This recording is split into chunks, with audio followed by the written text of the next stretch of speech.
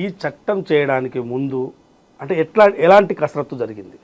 2020లో వచ్చిన చట్టము 2024లో ప్రభుత్వం అధికారంకి రాగానే ఒక కమిటీ వేసింది.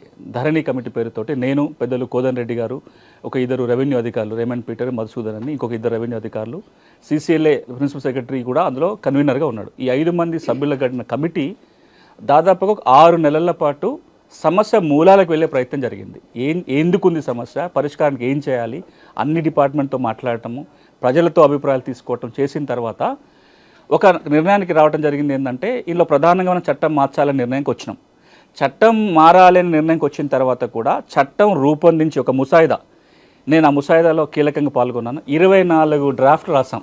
అది ప్రజల ముందుకు రావడానికంటే ముందు 24 సార్ల ముసాయిదాల మార్పులు చేసుకుంటూ వచ్చి 24వ కాపీ ప్రజల ముందుకు వచ్చింది. అసెంబ్లీ ముందుకు పోవటానికంటే ముందే ప్రజల ముందుకు వచ్చింది. ఇది వినూత్నం. ఎప్పుడో 20 ఏళ్ళ కింద అట్లా జరిగేది. చట్టం చేసే ప్రక్రియ ఎట్లుండాలి అంటే చట్టం అసెంబ్లీలో చర్చ జరగాలి, ప్రజల్లో కూడా ఇన్పుట్ జరగాలి. కానీ గడిచిన 20-25 ఏళ్ళకి మనం ఏం చూస్తాము, చట్టం అసలు అసెంబ్లీలోనే చర్చ జరగదు. ఐ సావిట్ అని పాస్ అయిపోతుంది తప్ప ఎవరో 4 అధికారులు ప్రజాప్రతినిధులు కూర్చొని రాసుకుంటారు, అసెంబ్లీలో పోతుంది, ఒక రోజులో చట్టం అయిపోతుంది. ఇది అట్లా ఉండకూడదు. ప్రజలకు తీసుకెళ్ళి ప్రజల అభిప్రాయాల మేరకు చేయాలనే ఉద్దేశంతో ఒక నెల రోజుల పాటు ఈ చట్టాన్ని ప్రజల మధ్యలో ఉంచి వారి అభిప్రాయాలు తీసుకొని ఒక మళ్ళీ కొత్త డ్రాఫ్ట్ తయారు చేశాం. అంటే ప్రజల్లో ఎలాంటి సమస్యలు ఉన్నాయి, రైతులకు ఈ చట్టంలో మనం ఏదైతే పెడుతున్నామో ఈ సెక్షన్స్ బాగానే ఉన్నాయా, ఇంకేమైనా పెట్టాలా, ఇంకే విధంగా సెక్షన్స్ మార్చాలా, వీటన్నిటిని కూడా అభిప్రాయ సేకరణ జరిగింది. చాలామంది ఉత్తరాలు రాశారు, ఈ సెక్షన్ బాగుంది, దీంట్లో ఇది పెడితే బాగుంటుంది, ఈ పలానా సమస్యకు దీంట్లో పరిష్కారం లేదు, మీరు పరిష్కారం సూచించండి అని. వీటి అభిప్రాయాలన్నిటినీ క్రోడీకరించి మళ్ళీ కొత్త ముసాయిదా చేయడం జరిగింది. ఇక మీరు ఇంత మొత్తం ప్రక్రియలో ఎప్పుడు జరగనట్టుగా ముఖ్యమంత్రి గారే దాదాపు 8-9 సమావేశాలు గంటల కొద్ది కూర్చొని సలహాలు సూచనలు ఇవ్వటం. జనరల్గా అధికారానికి రాగానే భూమి అనే అంశాన్ని లాస్ట్లో తీసుకుంటారు. ఎప్పుడో ఇది కొంచెం సెన్సిటివ్గా ఉంటుంది కాబట్టి జనరల్గా పట్టించుకోరు. అలాంటిది ఆయన అధికారంలో వచ్చిన 3వ రోజునే భూమి మీద సమావేశం. అప్పటి నుంచి ముఖ్యమంత్రి కావచ్చు, రెవెన్యూ మంత్రి కావచ్చు, ఈ కసరత్తు అంతా అయిపోయి అప్పుడు అసెంబ్లీకి వచ్చింది. అసెంబ్లీలో చర్చ అయిన తర్వాత, చట్టమైన తర్వాత చాలా చట్టం వచ్చినాక రూల్స్ రావడానికి సంవత్సరాల తరబడి టైం పడుతుంది.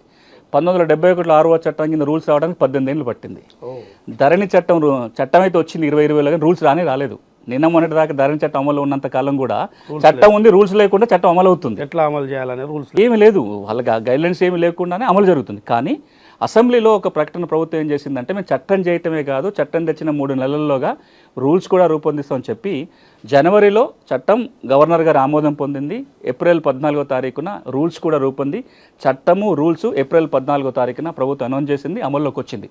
మీరు కనుక చూస్తే దాదాపుగా 14-15 నెలల పాటు చట్టం తేవాలన్న ఆలోచన దగ్గర నుంచి చట్టం ముసాయిదా తయారయ్యి అందరి అభిప్రాయాలు తీసుకొని అసెంబ్లీ ఆమోదం, గవర్నర్ గారి ఆమోదం, రూల్స్, ఇంత భారీ కసరత్తు నాకు తెలిసి ఇటీవల ఏ చట్టం మీద ఇంత కసరత్తు జరగాలి. అంత కసరత్తు తర్వాత భూభారతి చట్టం ఈ రోజున తెలంగాణలో అమల్లోకి వచ్చింది.